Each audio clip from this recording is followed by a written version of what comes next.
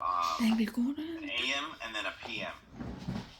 Okay, and then say if we are somebody, especially if we're using Toast, we're gonna sign in and clock in as a cashier here, just the regular, non-generic, and show that in practice. So I'm an employee. I'm coming to sign in, and I want to clock in, right? So I created this one employee. 1234 is their passcode.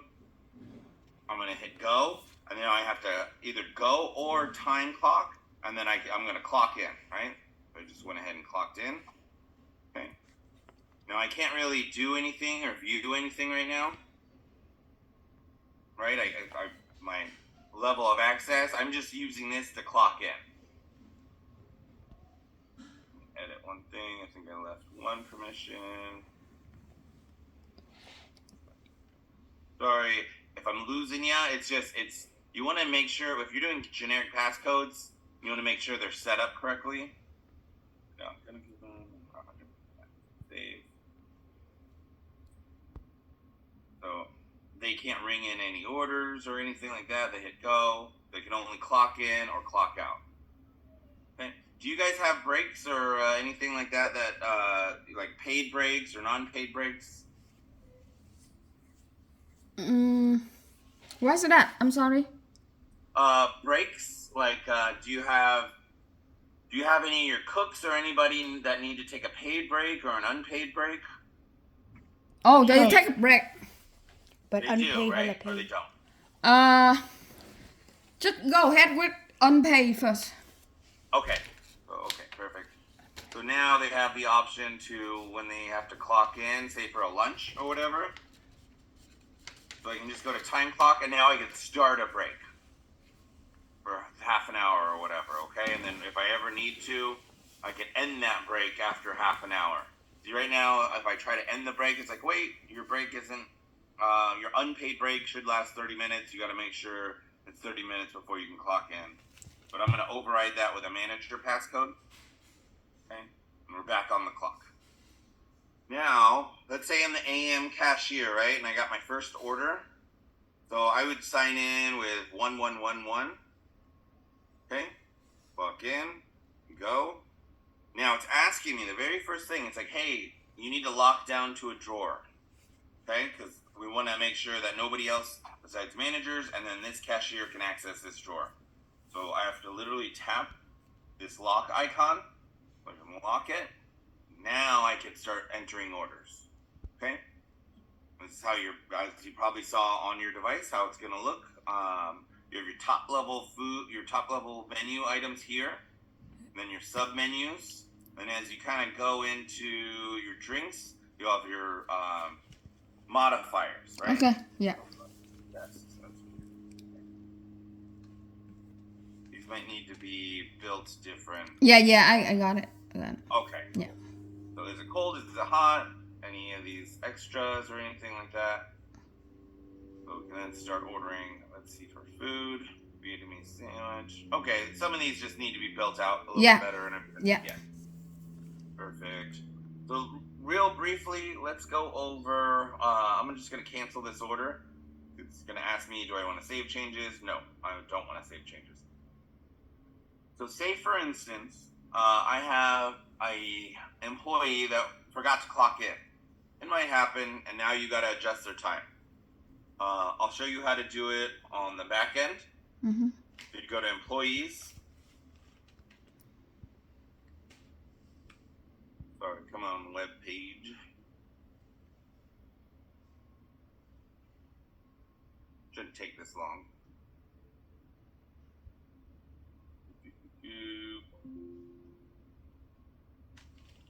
Employees. And then time entries. Time entry. Yeah. Okay, from here I could see my clocked in employees, right? Mm-hmm. And then let's say I have this test employee or test cashier. I touch on their name.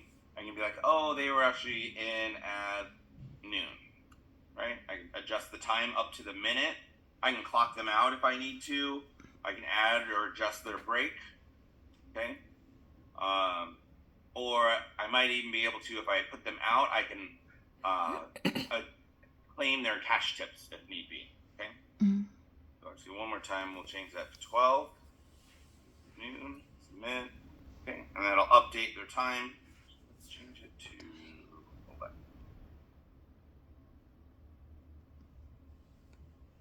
Clear the break.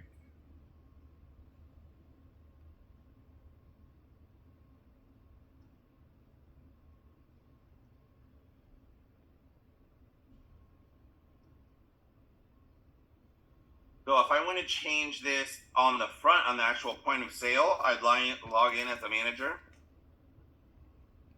Okay. And then I would actually go into hit back to get to the admin screen. And then I can go to manager activities time cards.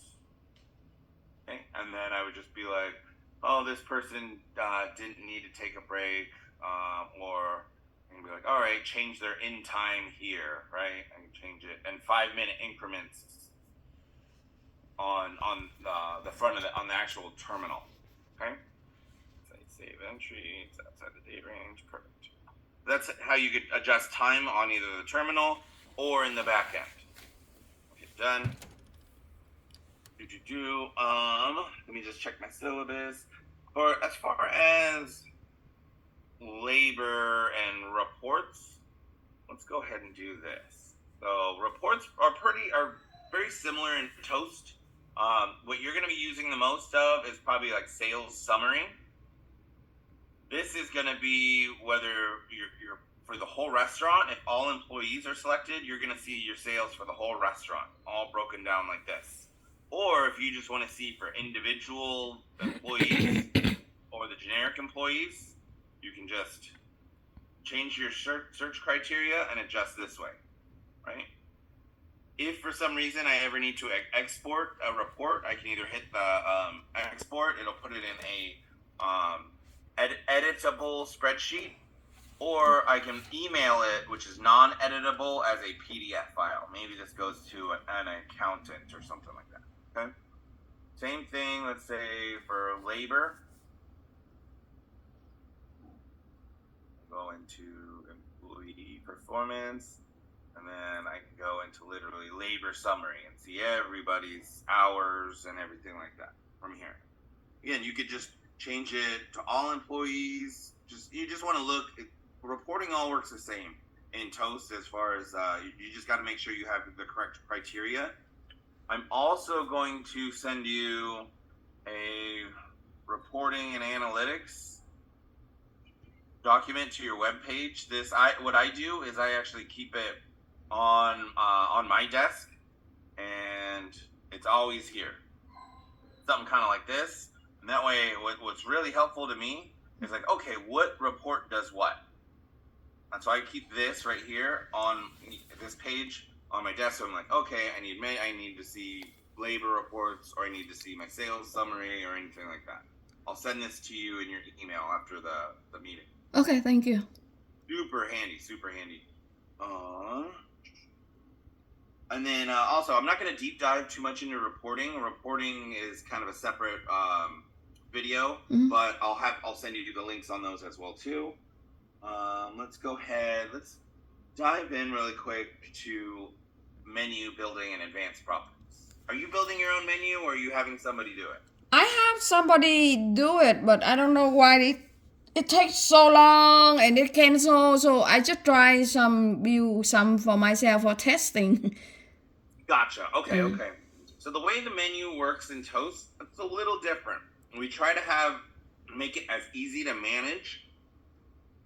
It's a little harder to build, but it's a lot easier to manage once you have things built out.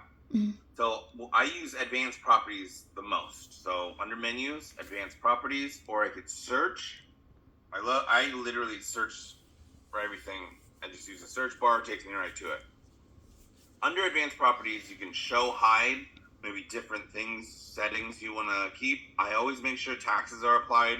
I want to know and update my sales categories. Prep stations are the ticket printers, where these are actually going to go to. So I want to make sure that things are going to get routed correctly. And then visible too, when you build out your takeout menu for DoorDash, Uber Eats, or Toast Takeout, you want to create different menus. So you can actually be like, okay, I just want this menu to get shown to Toast Takeout, not to the point of sale or anything like that. Maybe I'll have a separate menu for Uber Eats or blah, blah, blah. That'll get just shown to partners. Okay? If I want, you do build different menus, and your onboarding consultant will kind of help you with that, and potentially your menu review person will help you with that. And then you'll you'll make them visible to different menus and services. Okay? So we got drinks under drinks. What's great about advanced properties, you could click these little caret menus, and then it kind of shows you the whole hierarchy, right? Mm-hmm. So you have your top level menus, your sub menus, and then your items. And then from under your items, you'll have your individual modifier groups. And then you can actually assign modifier groups not only to items, but you can actually assign modifier groups to the whole menu, the whole sub menu. So everything under this sub menu will show all these modifiers. Okay? And then say if you have one item that is a little bit different, you can actually, when I dive into this item, I could be like, oh, use parent group modifiers, yes or no, right? Maybe this one has, you want to build out the item, the modifiers a little bit different. Let me see here, because if I go under drink temperature, hot, cold, hot. Okay, just making sure it's kind of built as, okay, I like it, a lot of different options. Okay, so let's dive into this classic teas menu. The idea with Toast is you want to build it right correctly, and then always try to, you can always add, new item or whatever, but the idea, say it's a seasonal item, let's say it's $5 and $6. This is just for testing purposes. The idea is you want to be able to add existing items. Like, well, say you're bringing back something, you're forever going to have things in your database, and then you could just literally search for tea. I'd be like, okay, the jasmine, it's going to show me where it's at, all the information. Maybe I want that matcha green tea as well too, the tiger milk tea. See how it's pulling all this information from already created, and then it would add to this menu. It's really easy to find and really easy to build out new menus, especially for your digital third-party takeout menus. Okay. Say for instance, I made a mistake. I can always hit edit. I can move things around based upon how I want them to show on the menu, or I can actually just hit archive them, right, with the trash can. Really simple, kind of easy to use and everything. I can make copies of the item if need be, but you generally want to have the same items shown everywhere. And then I'm just going to hit done, save. Again, something else in a different class, but I'm going to show you and send you the information on product menu building in a separate email that actually has videos and links as well too. But super handy, especially with advanced properties. You can I could be like, okay, everything under this classic tea menu, submenu, it's going to be shown to drinks. Okay? Maybe though, for some reason, I don't want this matcha green tea. I want it to go to food as well too. I can actually do drinks and food. Okay. Right? So that you can multi-select. I can make it not print, or just have it go to drinks. So see how it says inherited? Inherited, it just means it's going to inherit the property of the uppermost menu. Okay? Kind of down the hierarchy, but I can always have the ability to change it. We got sales categories set here. Let me just make sure food. Let's set sales categories for food. Open items. Let's make sure we have taxes applied just in case you have to do an open item. Food, drinks, food and drinks. Perfect. Save. The Toast is a save and publish. So save, you can keep working on the menu and keep working on settings. And then when you're ready to publish, when you hit publish, it'll actually push it to the point of sale. It'll push it to the online ordering menus and everything like that. That way you can kind of work on things like you can literally move around menu items and build the whole menu correctly, and then publish at the very end. So that way, if you're live, your employees don't get confused. Okay, and then just checking my. So that is, I love advanced properties. I do a lot of menu management in here. But say, for instance, I know inflation is going crazy these days, and prices are going a little. You have to constantly update pricing. Here, bulk price editor, I can literally change prices instead of going one by one. I can actually have one place to update all my prices. So super easy, underutilized, great way to just manage the prices on things. Gotcha. So food menu still needs to be built out, I see. If underutilized as well too, but items database is great. I can literally look at all my items in one database shot. I can look at all my menus, menu groups, all my modifiers. Then I can actually click on the magnifier to see where these modifiers are attached to. Kind of helps you conceptualize the menu better, because you want to make sure you only have one modifier or one item that's used throughout the menu once. So when you have to out of stock an item, it's out of stock. You have one place where you can just turn it on or turn it off. Okay. Items, let's just say the blueberry tea, only shown in drink and fruit teas. Super handy there. Tax setup, revenue centers, service areas. I'm just looking through my checklist here.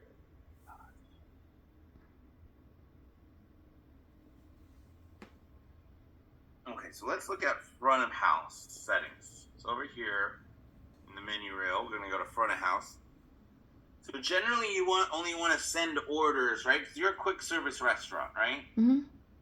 So you only want to send orders after the check is paid, right? Yes. But say you have a phone-in order or something, somebody calls ahead, you still want to be able to take that order and then, send it to the kitchen before they come in and pay.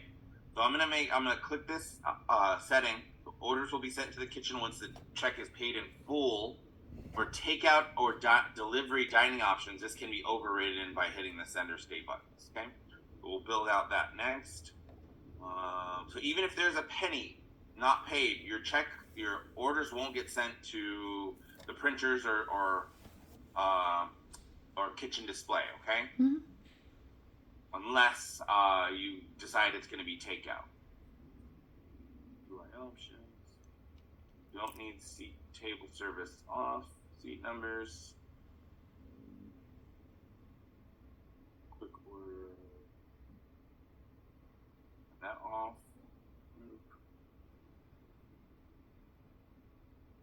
Alright, so let's build in proper dining options for you, since this is what we're going to use for a quick. Think of dining options as like, are they dine in, they take out, is it delivery, is it online ordering or anything like that. So let's do this, change this to counter. Okay, default takeout, and let's do a few things.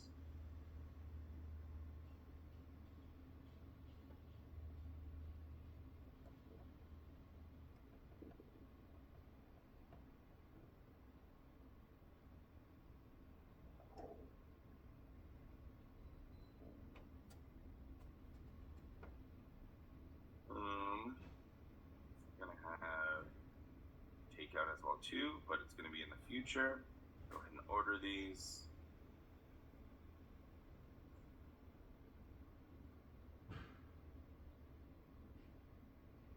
I'm just ordering them correctly. We'll do 1991.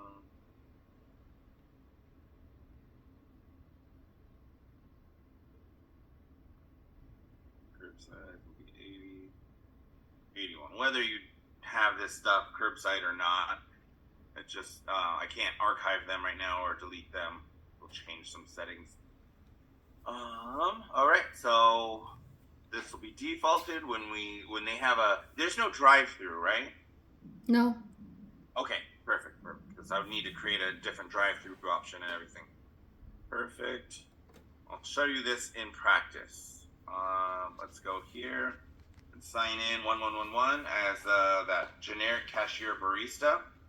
See how this dining option, this button here, it lets me, okay, is it from the counter? Is it a phone order? Is it a future phone order? So right now I can't send this. I have to pay before it sends. But if I change it to say a phone order, it's gonna ask for like, hey, you should probably get a phone number. I'm just gonna put in mine, what is great, you know. I love Toast is actually gonna start building a database for you. So, you know, the more repeat guests or whatever customers you get, whether they call in or whatever, you can always have them put in their information. And then once they pay for that first order, their database of all their orders is going to be forever saved. And then you can quickly order again for them. So now that it's a phone order, I can actually hit send after I ring in some things.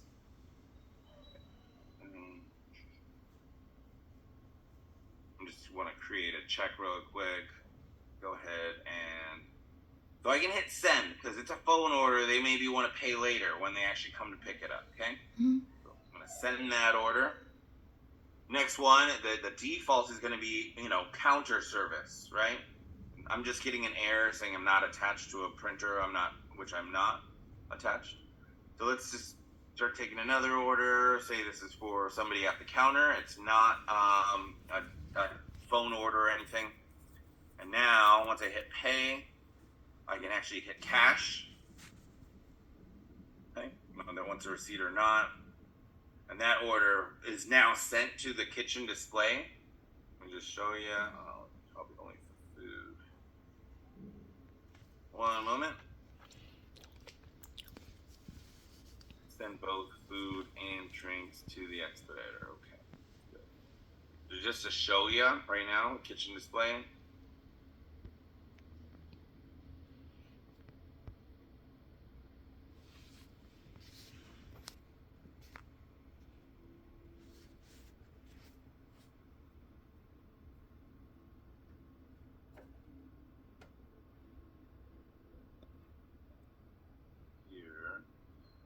Display. It's something you did earlier, so you can actually see. It'll actually show you. We're going to turn on dining options. So now that order is coming, this is going to be like your kitchen display. Right now, I have drinks turned on just for demonstration purposes. Mm-hmm. Obviously, that'll be turned off once you know, because I don't have any food items to order for the demonstration. Go to kitchen real quick. Let's set some settings here for you.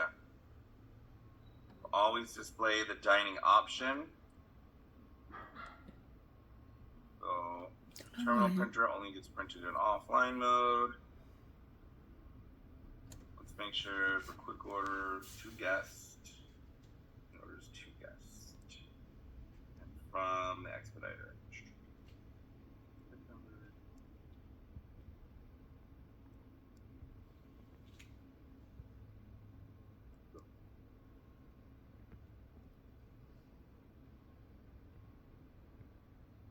Perfect. So now we can see, now your baristas or your cooks or whatever are going to see, okay, this is a counter order, this is a phone order. There's actually, it shows you the check number too. Also it shows, it'll show the time that the order has taken. Obviously it'll turn red. If it's been a long time, it'll be like, hey, wait, what's taking this one so long? Kitchen display is really easy. Only a couple things you need to know. So I can individually touch, if I can double tap to fulfill, it's like selling the whole ticket, or if I tap once, I can individually sell an item, right? And you know, maybe I'm dragging, I don't have the almond milk tea up yet. When it does come up, I can literally just double tap, and then it'll sell the item and go off the screen.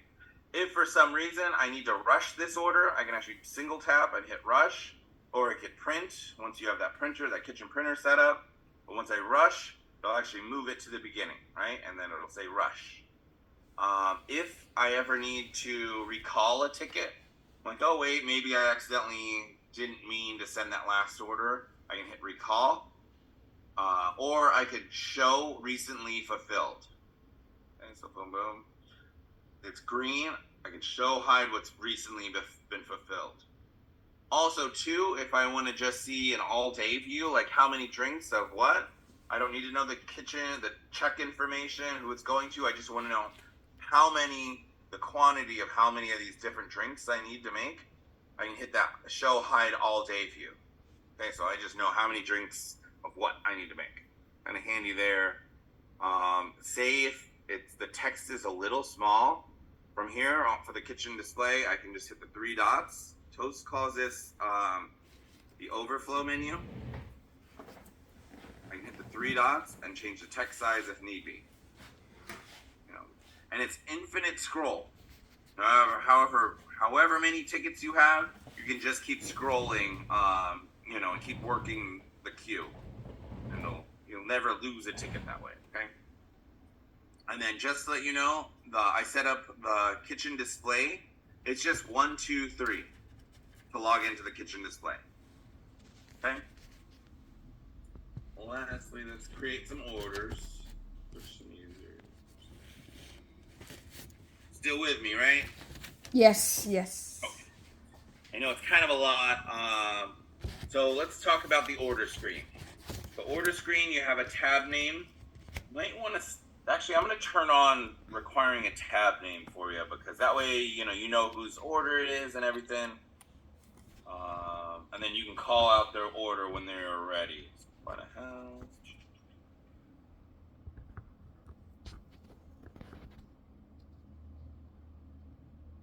The easiest way to do it, let's do it this way. Our required dining option. Okay. Required dining option.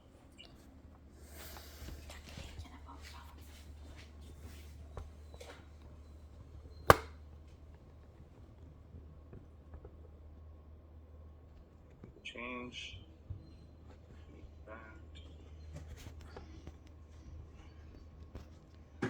Search bar, yes.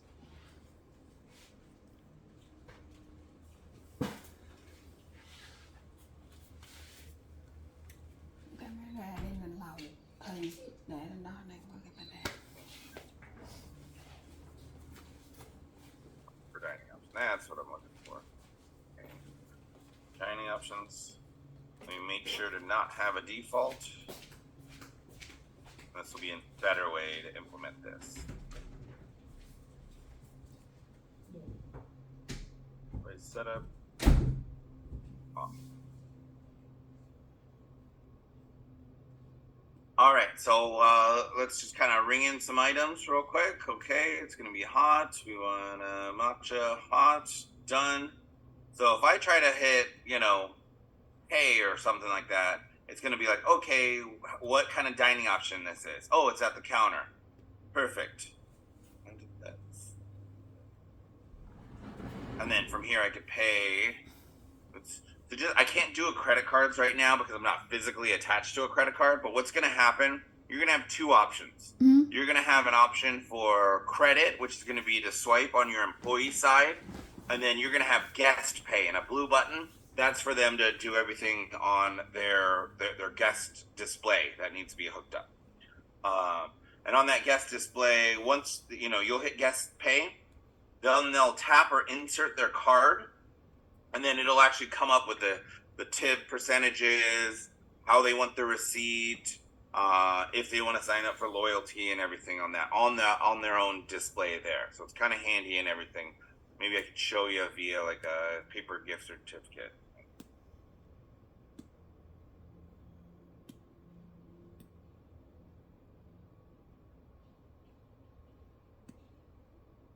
All right, so if this was a credit card, they'd see the screen with their whole order on it. It'll be like, okay, tip percentage. After that, it'll be like, how do they want the receipt? Printed, they can text it, they can email it. I'll just go, no receipt. Okay, perfect. Thank you for dining in. Please come again.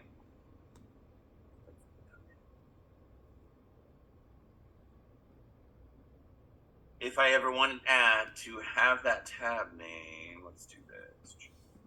I can always input a tab name. So, okay, it's for Bill. Perfect. Bill's gonna create the order. We want to make sure if it's a scheduled phone order, this is kind of handy too.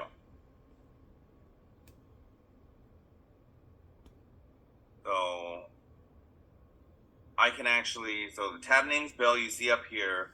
Why is it doing scheduled phone order? Let's just create some other random number. 1, 2, 3, 4, 5, 6, 7. Done.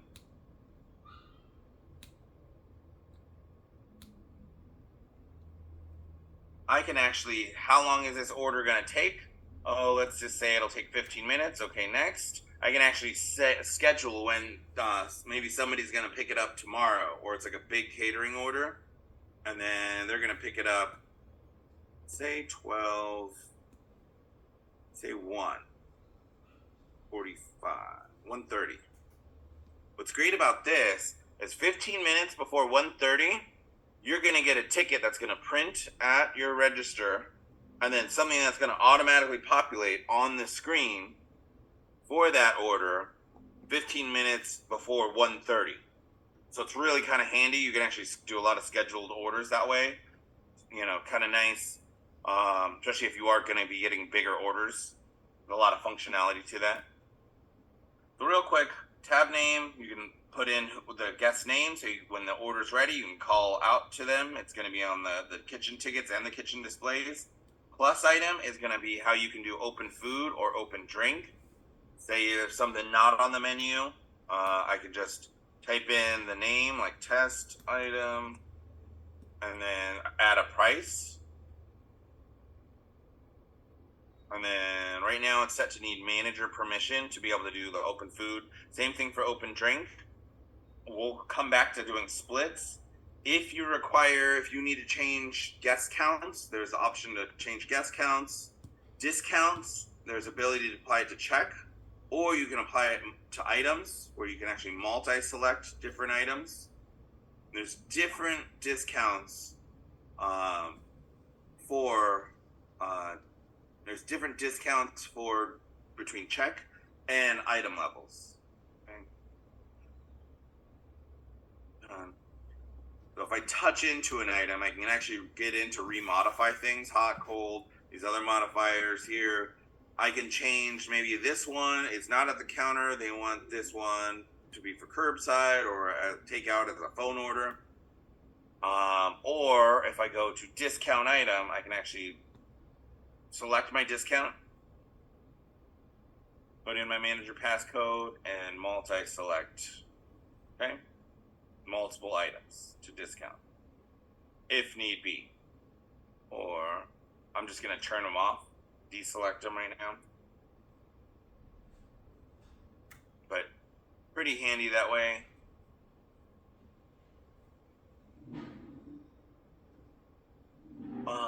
No sales, how you open the drawer. Anything in a blue button will send to the kitchen or the ticket printers. Same with print. Print will just automatically print the receipt as well too. Okay, so send. If I need to pick up a check that I've already created, I can go to previous checks. With here, open checks are anything with a running balance. So the only things that are going to be running balance are takeout checks, like phone orders, scheduled phone orders, the way we said it. Paid checks you're not really going to be dealing with. That's if they have a credit card chip that really they have to add the tip in and then sign it. With the guest facing display, you're not going to have to worry about that. Closed checks are going to be anything that have been closed, either to cash, credit, anything. Say I want to pick up an open check. They're here to pick up, Ricky's here to pick up their classic their order number 4.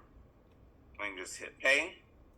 What's great about cash, all these blue buttons, they're called quick cash buttons. They'll round to the nearest 10, 20, whatever the nearest dollar amount that makes sense. And they're great for change calculation. Or I could put in the exact money they give me, and then it'll calculate change that way. Or if I'm really good at cash, I can just hit the cash button. But just to show you, for instance, I can just hit that. It'll show me the change difference. Also, if I want to do even split, I can even share the amount on this check up to 9 times.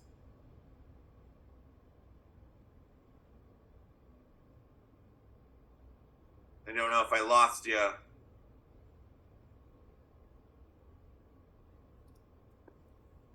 Did I lose you? I'm sorry? Oh, are you still with me? I just had to admit another. Yes, I'm still here. Okay, perfect. So you can split evenly up to 9 times. Mm-hmm. Let's just show you how this works in practice. So let's say $20. I hit 20. Obviously, it's going to say the change due $10.79. Okay, and I pull that out of the register again. Great. I hate doing math, so it's easy for your cashiers to help with that. Say for instance, I need to edit a closed check or something like that. I need to reprint a credit receipt. I can go to the closed check.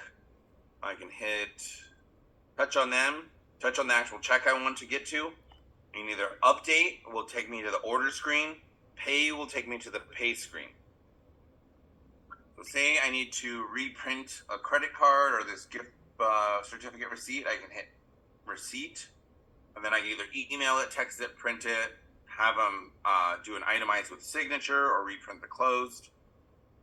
If this was a credit card and I just need to adjust the amount, when I hit adjust, I'll have a couple of different options. I can either move the payment to a different check, or I can adjust the authorization amount. And this is handy, say, if the guest wasn't happy with their item. Let's actually do that in practice. So say for this instant, I need to discount. They didn't like the matcha. Okay, so I'm going to touch on that. I'm going to discount the item.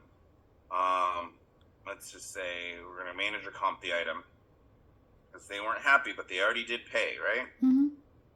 So now there's a new balance. We're minus 536 on this. But from here, so imagine this was a credit card. I'd hit adjust, and I'd want to adjust. There'll be an option here to adjust to the new balance, okay, of 515. So, oops. Other gifts.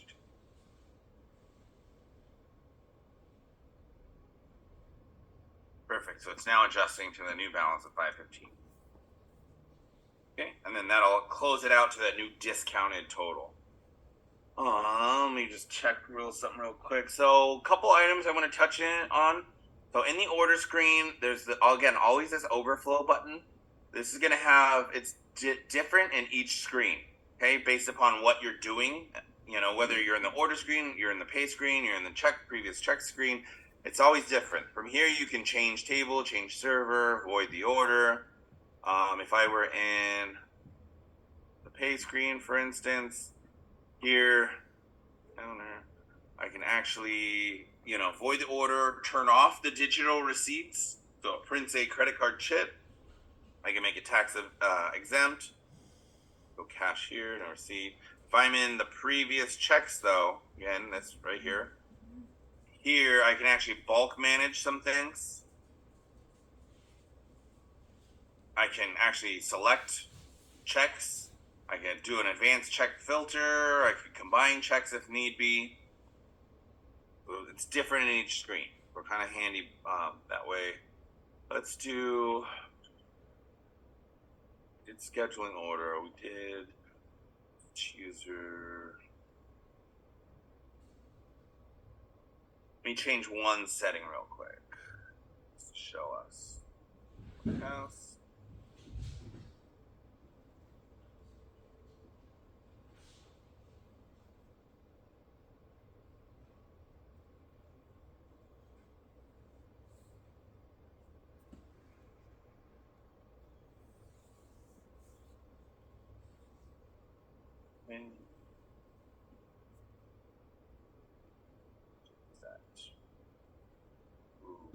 I'm going to turn this off to.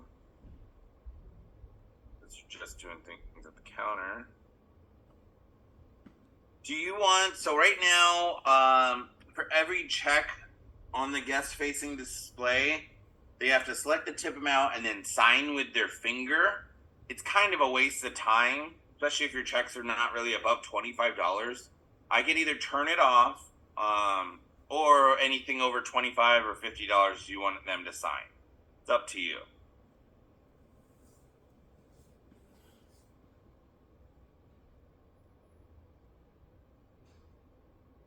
Do you want to have them sign or not?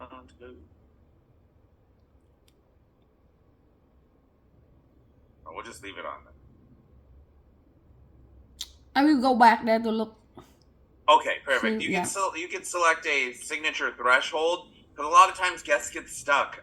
They select the tip and they don't read the whole screen and they're like, oh, I need to sign, and so I always recommend putting it like to above $30 or something, and then they could sign. But it's under payment options, and you could just set a threshold for it. Okay. Yeah. Otherwise, let me just check my went through. Let's go ahead and void a payment. Okay, so boom. I'd go into previous checks, anything that's closed. Say for instance, I could go into this check. So I can't void, say this was done on accident. I can't void an order until I void a payment. Naturally, I don't want any floating payments. They all need to be attached to a check. But say for instance, if this is day of and this was a credit card, if I void this, it's quite all right. They'll just show an authorization. It'll void that authorization. And then obviously it'll update like the next day for the guest authorization. If it's the following day, this will actually say refund. Okay, because we've already taken the money from their bank account. Toast has taken it and then put it in a deposit for your bank account. So this will say refund. Okay, if it's if it's the next day or after. Okay. Same thing with adjustments. It'll say whether it's the next day or not. But last thing I'll say as far as don't void a credit card authorization unless you know for a fact you still have that credit card on physically with you. Once the credit card is voided, you don't get it back. It's lost to Toastland. So always try to adjust it down to the penny. If there's no other charge and you know you don't need it, then you can void it. Okay? Mm-hmm. Or unless you have a guest on the phone with their credit card information. And once it's gone, it's gone. Previous checks we went over. Let me pull up this just to kind of show you how credit card payments will go.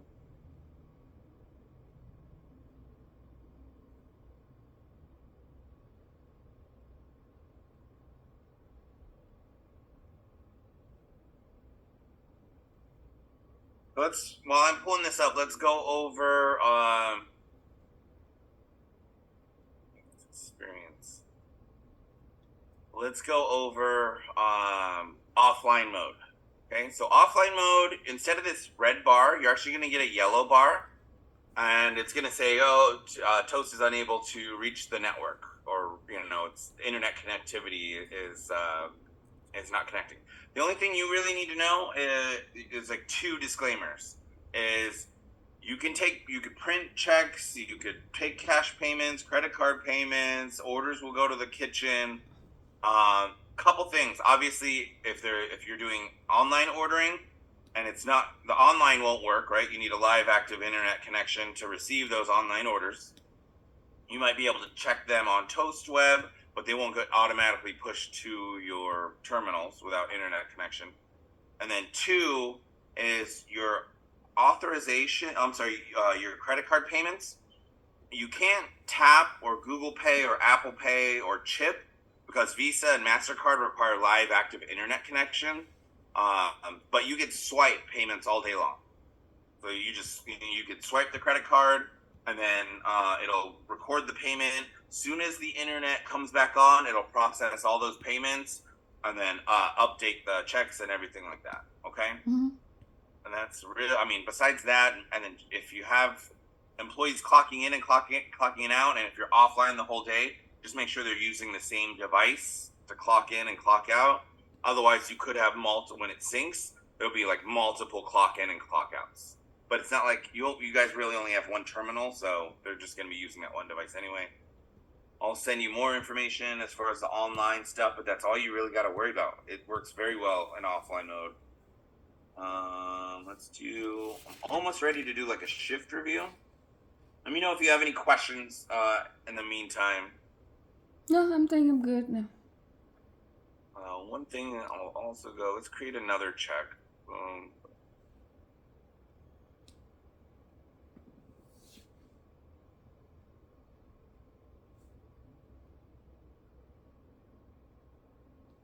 I can always, if I have big orders, I can just plus these items or actually touch on it and actually input how many.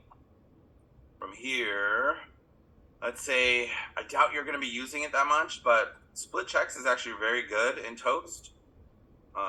Let's say it's a phone order, done, send. Oh, we got to make a selection. Say I need to split this check for some reason. Split. It's super easy. I can literally just go. So it's just putting a checkbox, moving it over to that new check. Super easy, super handy. If I need to split a split, see I have these 5 ginger green teas. Maybe I need to split them 5 different ways, 5 different people. I can then split them up and then hit done. Now I have however many checks. It's just a swiping gesture. Same thing for when I go to pay on these ones. It's all just a swiping gesture. Okay, and if you're ever wondering, oh wait, how do I know which one is which? You have the check number in the top left corner, and then you could say view items, and you could swipe over which check number has what items on it. It's this little icon up here called view items. Toast right now doesn't itemize the menu items. We itemize payments. That's about to change in a couple months here. We're about to roll out a new update. It's going to be look a lot more cleaner and better. Let's just take some payments.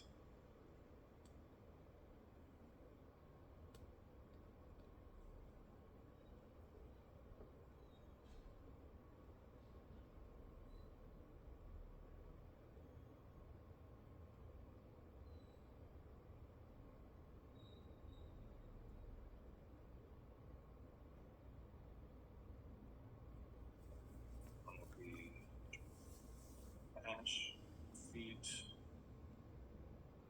all closed. Perfect. Okay, so as a server, I'm ready to kind of close out as a server, I'm sorry, not a server, but like a barista / cashier. What I would do, I would just I'd go into my account, shift review. I'm looking for a green checkbox here. Okay, from this green checkbox, I have to make sure all this criteria is met. Oh wait, I have one unpaid check. I better make sure that gets paid. So obviously I can't go home with a check open. So go ahead and just pay that out. No receipt. Perfect. I got that green checkbox. Now I can close my shift. I'll have all this information on the right hand side, kind of like a checkout, and it's just gonna say, oh, I would owe the house or whatever. For you guys, it's just gonna say I'll only tips will need to be collected. Okay, tips will these because you're gonna have all your cash go into a cash drawer. I just didn't want to have it constantly error since I'm not attached to a drawer.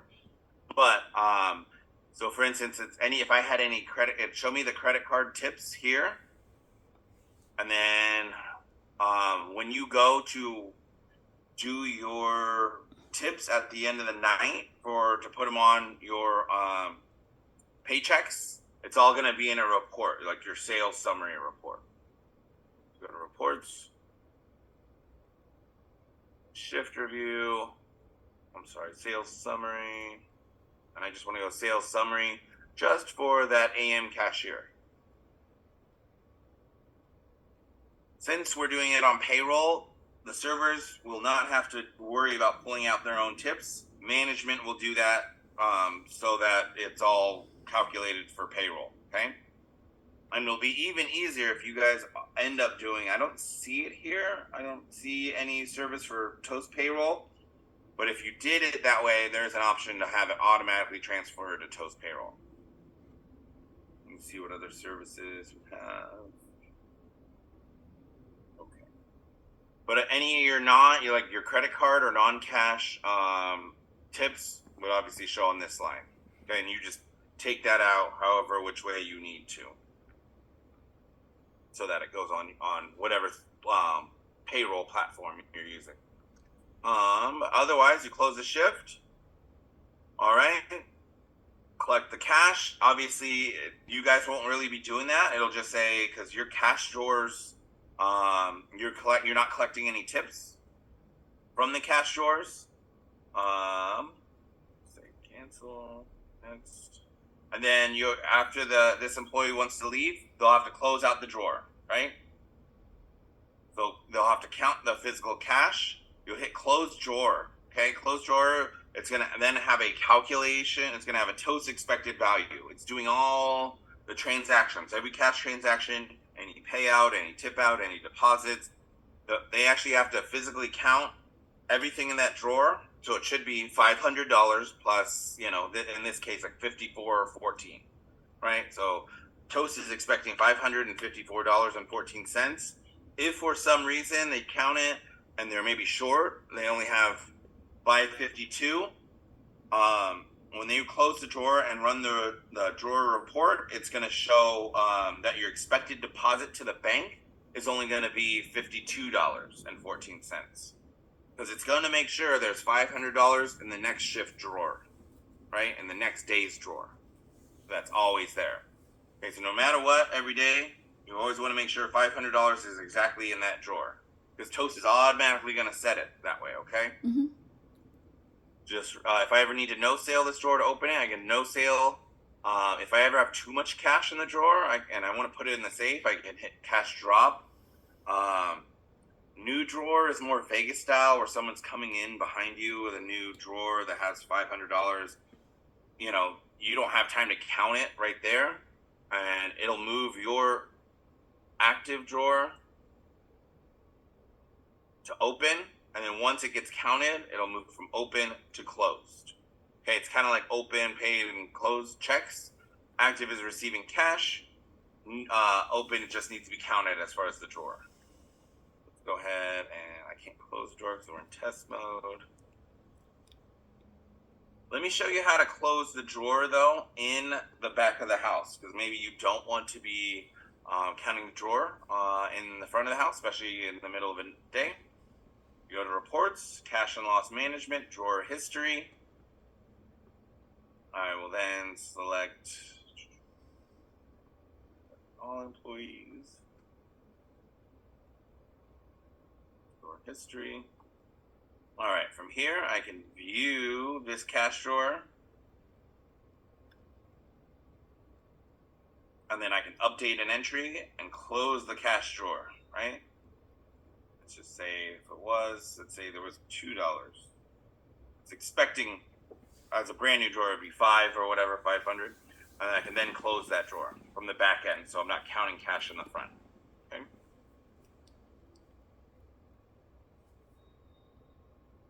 Last thing to do, see it's closed. As this cashier, I can then, if I'm on a double, I can hit new shift. If I clock out, I can clock out. Okay, we'll just clock out here. As a manager for the end of day, all you got to do, we actually put together a really good checklist for you. You just sign in as a manager.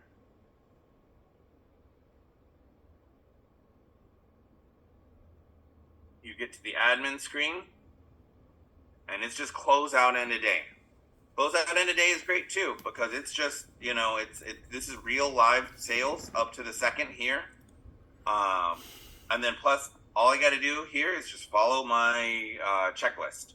Oh, obviously you can't leave if there's unpaid checks. Let's get those closed.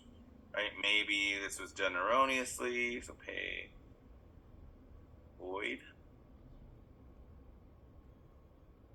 And this one, we'll go and pay it. Owner on this check. Okay, this is the one you created. Let's go ahead.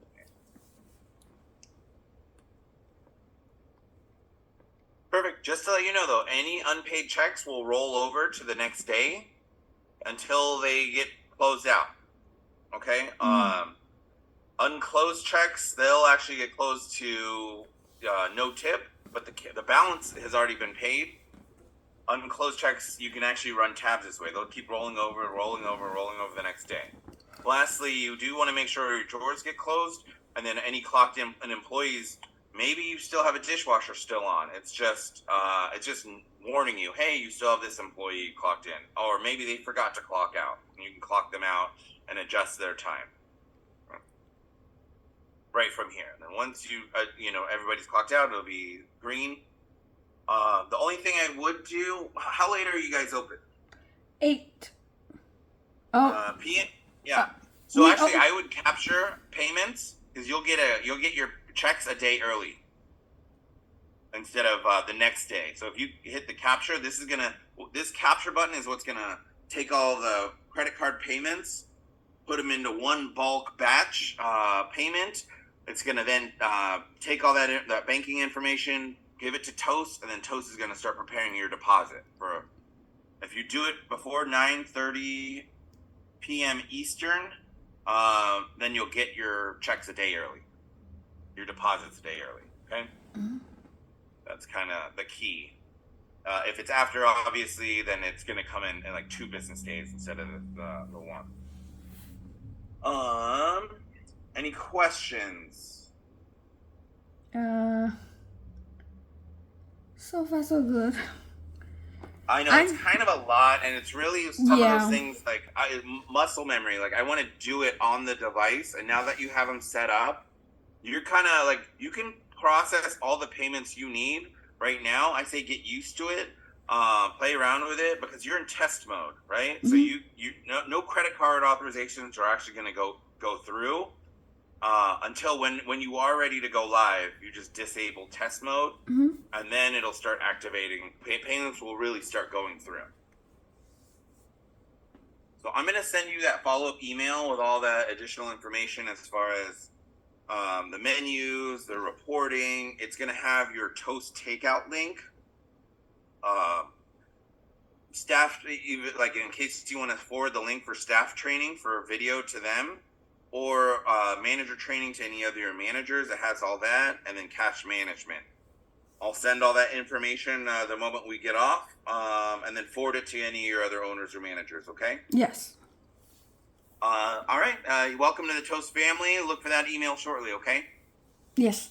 All right. Thank you. Have a great one. Thank you. Bye.